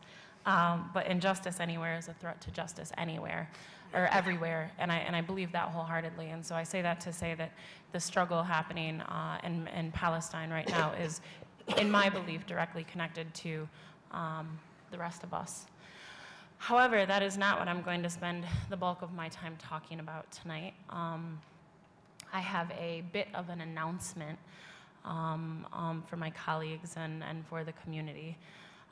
As many of you know, I had previously made the decision not to run for office again in November. This has been a bittersweet decision for me, as I am excited about the road ahead for me and my family, but will miss this work and the opportunity that this position has given me to lift up issues that were and are most pressing to people in our community.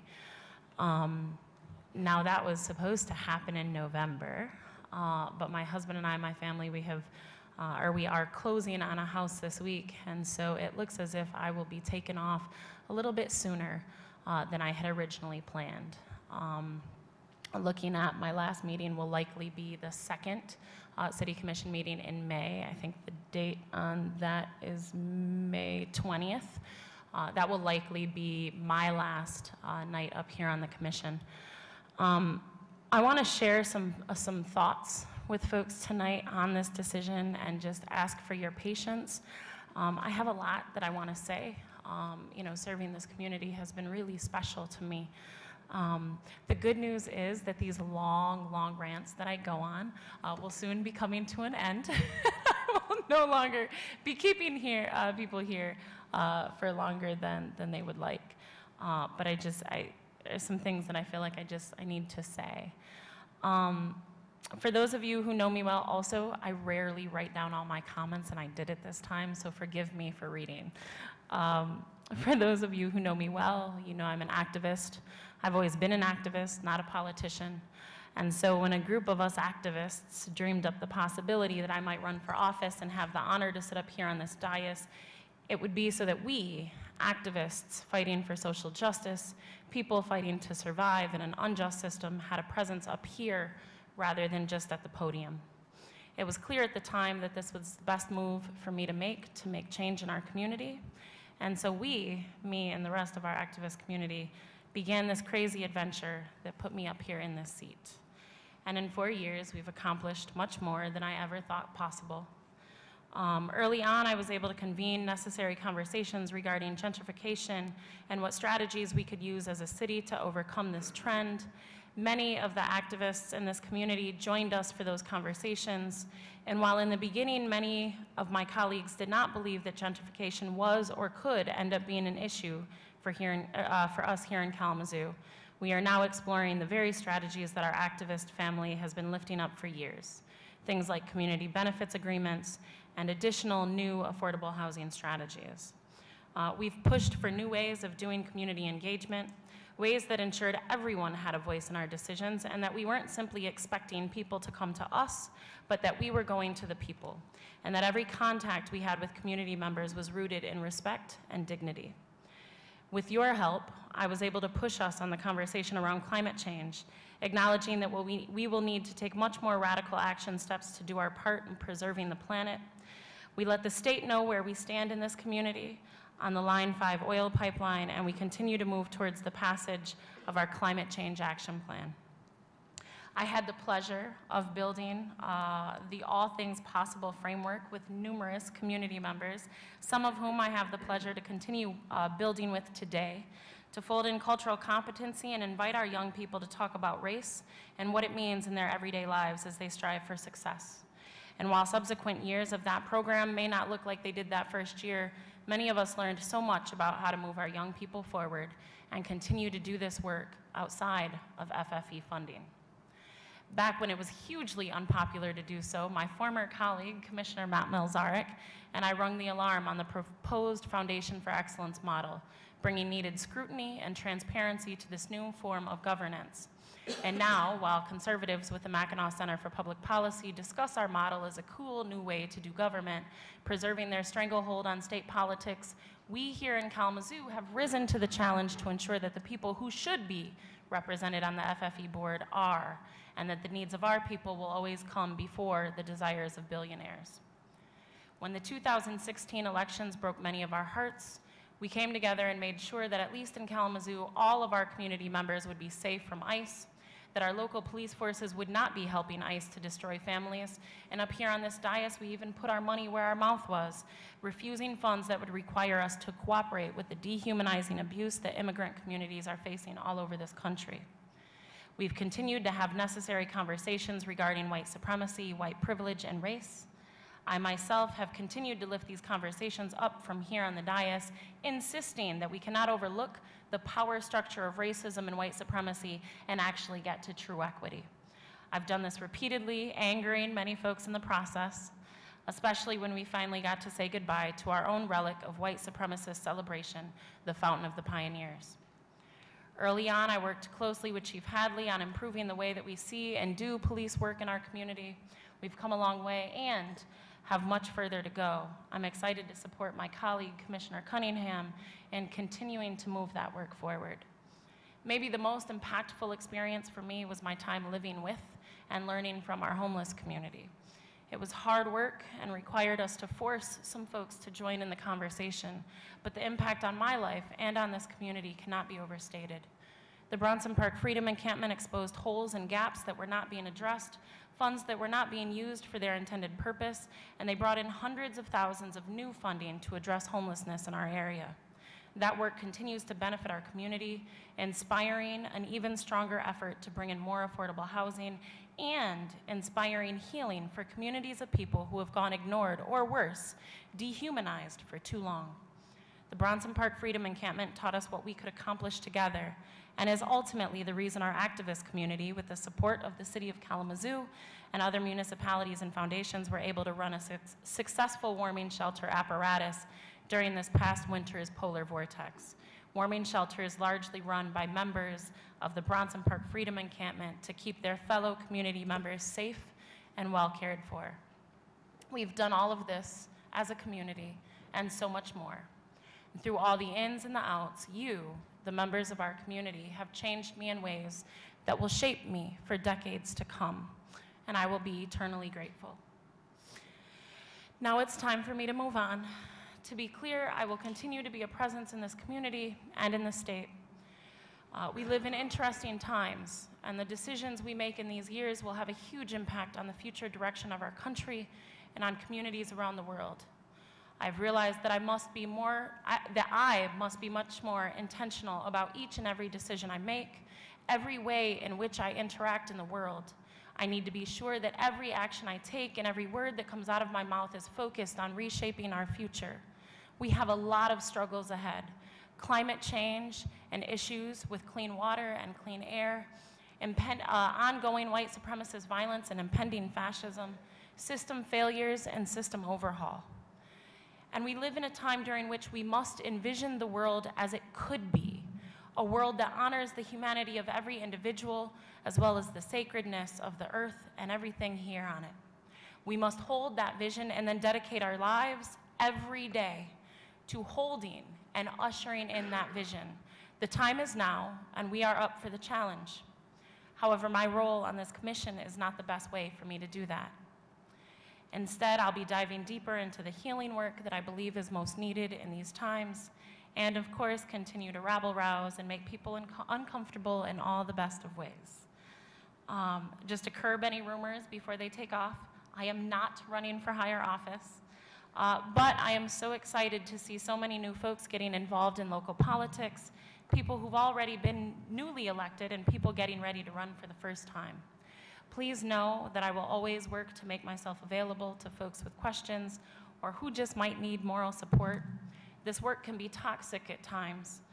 The backlash for fighting for what you believe in can be intense. So please just remember, you are never alone out there. There is so much more work to be done here, and I know there are numerous people preparing themselves to carry on that work. A note to my colleagues, I want to be clear. I know every single person up here works daily, very, very hard, and I know that every single person up here does the work in the way that they feel is best for this community. We have not always agreed on what those methods are, but I know that deep down in your hearts that you are utilizing the methods that you believe are most beneficial to our community. My ask and encouragement to you all, to this day, I have people approach me on the street, in grocery stores, on corner stores, in meetings, at churches, at schools, and say things to me like, thank you for speaking for us who aren't often spoken for in positions of power. And I don't say that to say that other folks on this dais don't do the same thing.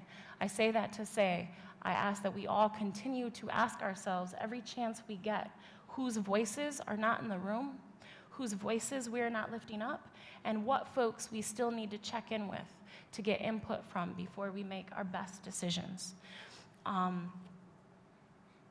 We can all always be doing a better job, myself included.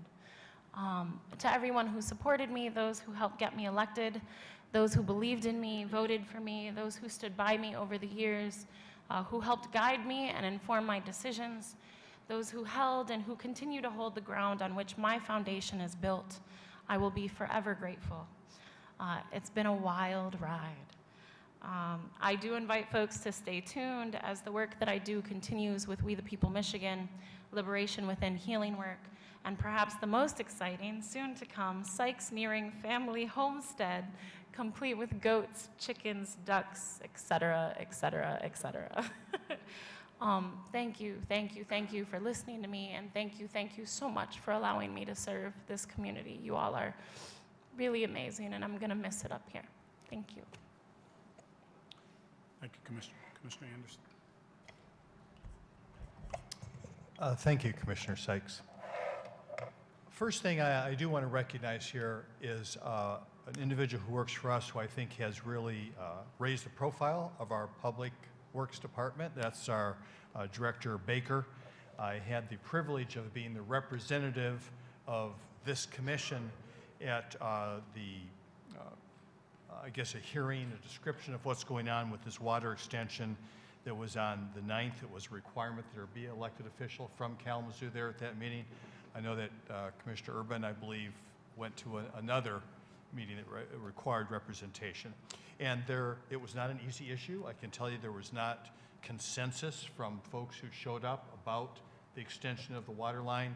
And I thought that Director Baker handled the questions just in a fantastic way, better than I guess. Sometimes when you are being questioned, you feel like you're doing the right thing, it's hard not to feel a little bit defensive about it, something I have perhaps not accomplished as successfully in the past as Mr. Baker did at that meeting. So I just want to give him a lot of credit for that.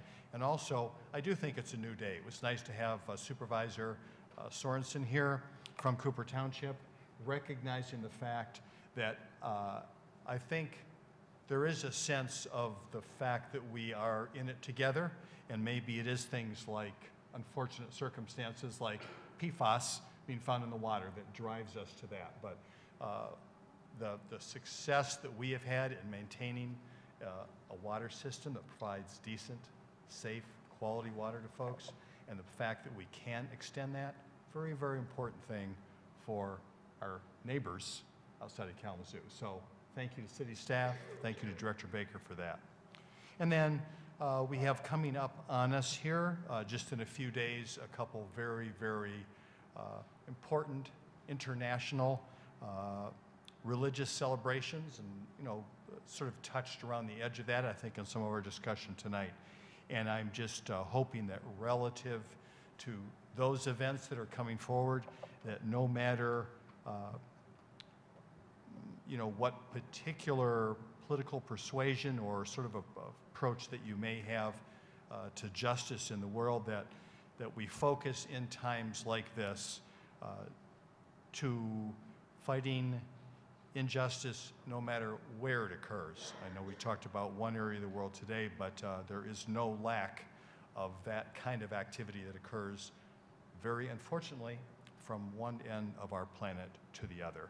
And I think this time that we have coming forward here is a time to remind each other that we are here to be better people for everyone. And that is something, whether or not in any given circumstance we may feel frustrating about not being able to affect a certain situation, that we do the best we can to represent that where we live here in Kalamazoo. Thank you, Commissioner. Commissioner Cooney? So I want to start off by thanking Commissioner Sykes for always being on the side of those who are disadvantaged and oppressed. And you did it with such energy and commitment. Thank you for what you've done. I want to speak to the resolution that was brought before us, and I want to just say in 3 areas. First, I want to talk about the issue itself, and I'm going to be brief on that. Secondly, I want to talk about why this issue is our issue. And then third, I want to talk about the urgency of taking a stand on this. First of all, the issue itself. That's been presented well by Sister Mary Ellen, by Laura Ford, by Santiago, with their eyewitness accounts of what they experienced. Several years ago, I had the opportunity to visit Israel.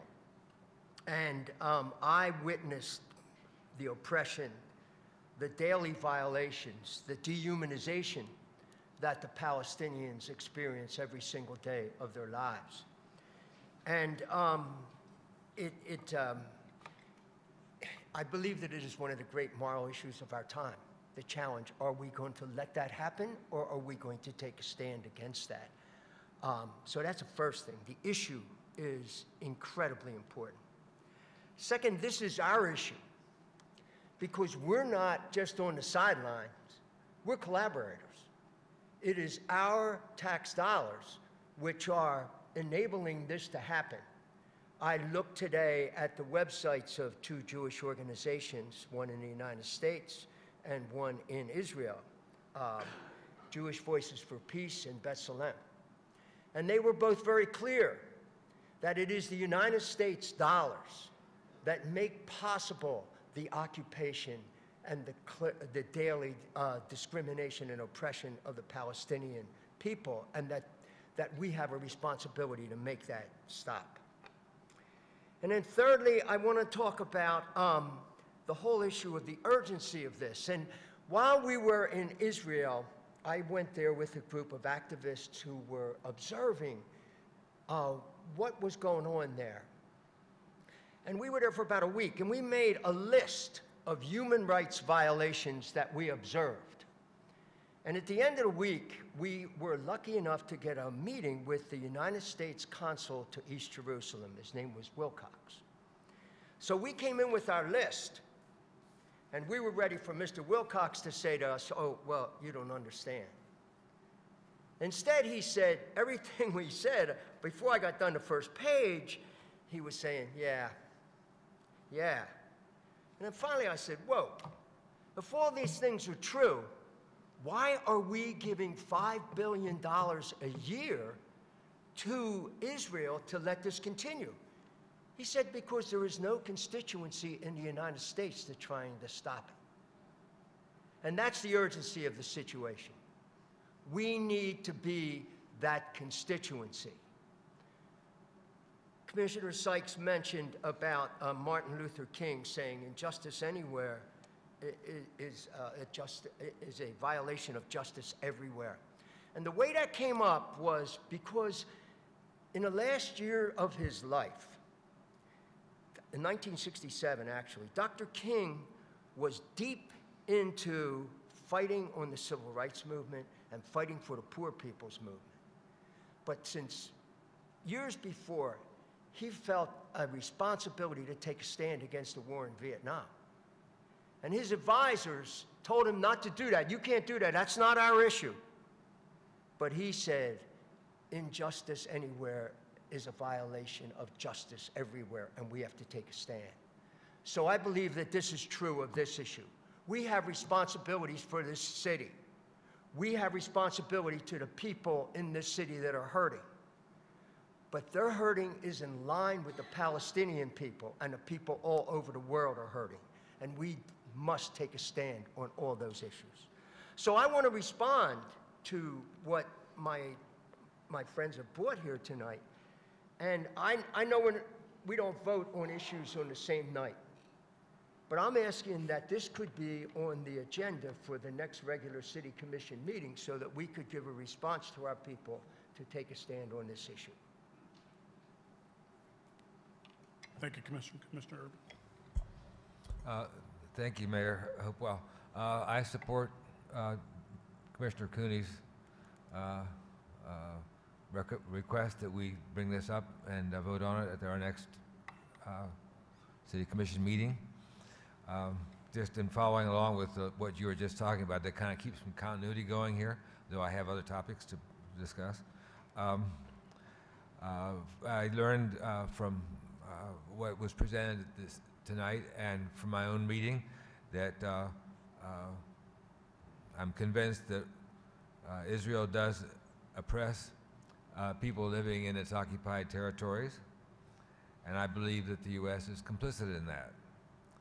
If we look at our own history, we've oppressed people in our occupied territories over the course of our history.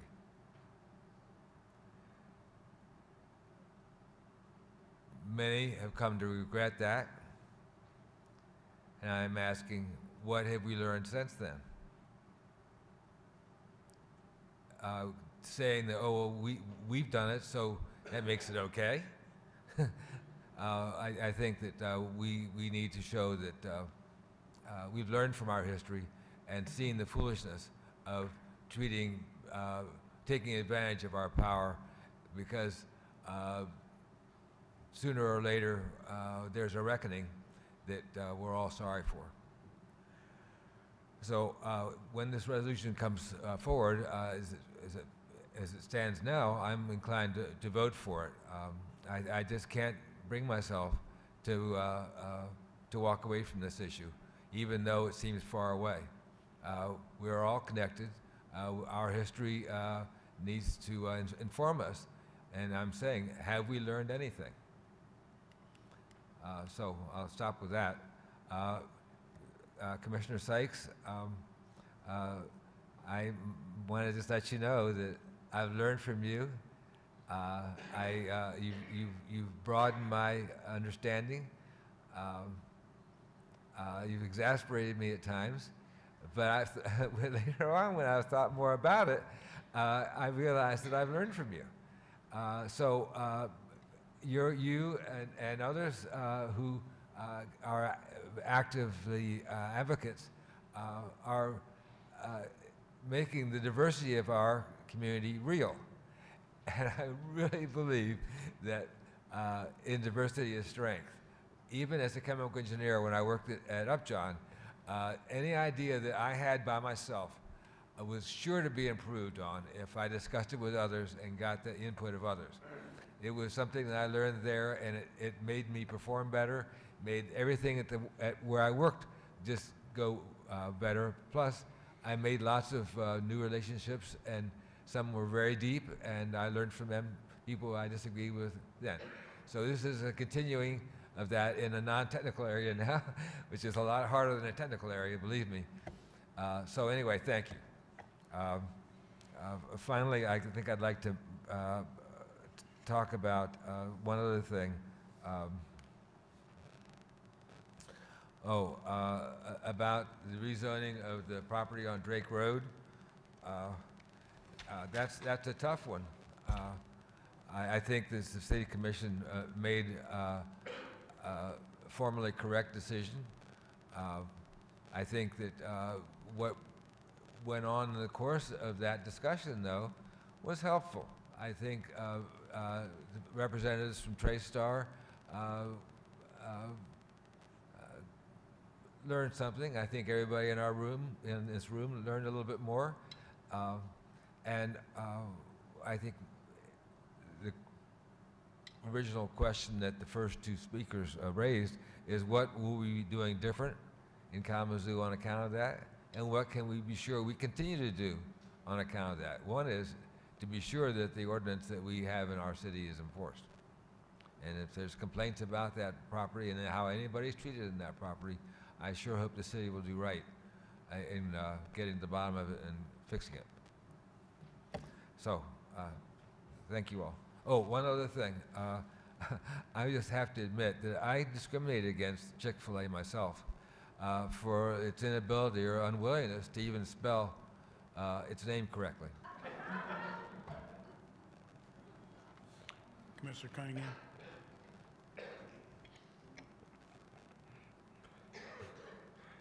Excuse me. So, to my colleague, Shannon Sykes, it's been an honor. I save a lot of my words for your last day, but yeah, there's a lot of thoughts, a lot of emotions. Thank you for your service. In regards to a lot of what's been said tonight,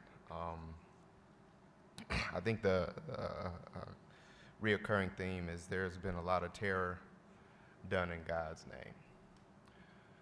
there's been a lot of hatred done in God's name. I know that my people have been oppressed in God's name. And when I say my people, people naturally would imagine that I'm referencing to an African American or African American male or what other adjective you could use to describe me. But in reality, I'm an American. And I am proud of that. I'm proud of my family. I'm proud of what we've contributed to society. To my knowledge, you know, I can't imagine too many negatives outside of probably what I've done in my past. But overall, Commissioner Sykes mentioned this earlier, you know, it's interesting how we can create policies that we believe to be perfect. We create policies that we utilize to correct overarching issues in our society. And no matter how perfect a policy we write, reality is it comes down to the hearts of men. And it's very frustrating when you have individuals who have corrupt hearts. It's very frustrating for individuals who may even have a good heart but have a misunderstanding. I think that the overarching issue that we need to continuously address as citizens is how do we continuously educate one another? How do we continuously understand and respect and love and figure out how to love, because some people don't understand that either. And if anyone believes that they completely understand the term love, I would advise to continue to grow, because we all have work to do. And I think that one thing that Commissioner Sykes mentioned is, although my colleagues may not all agree with each other, I think, and I can honestly say this from my heart too, I think that we all have a good heart. And I think we all have a passion for this community. We have a passion to serve. And I think our intentions are well. We just may not all agree on a direct path. We all may not agree on the right decision. But overall, I think it's where your heart lies. So continue to work with us as we continue to work with you. Thank you, Commissioner. Vice Mayor? Excuse me, I've said a lot tonight, more than I think I do most meetings. So I just want to say thank you for your service, Commissioner Sykes, and best of luck to you and your family. Thank you, Vice Mayor. Commissioner, I'm going to save stuff for the final night, similar to Commissioner Cunningham. But what I do want to say is I hope they have a nuisance ordinance on that road that you're living on, because it looks like that could be an amazing place to have a nuisance party. No, I'm kidding. But I was able to use technology to see this sprawling acreage, and it looks pretty cool. So if there's any fish in that stream or what have you, I want to throw a worm or something in there to get a little bit of what's in there. We are adjourned.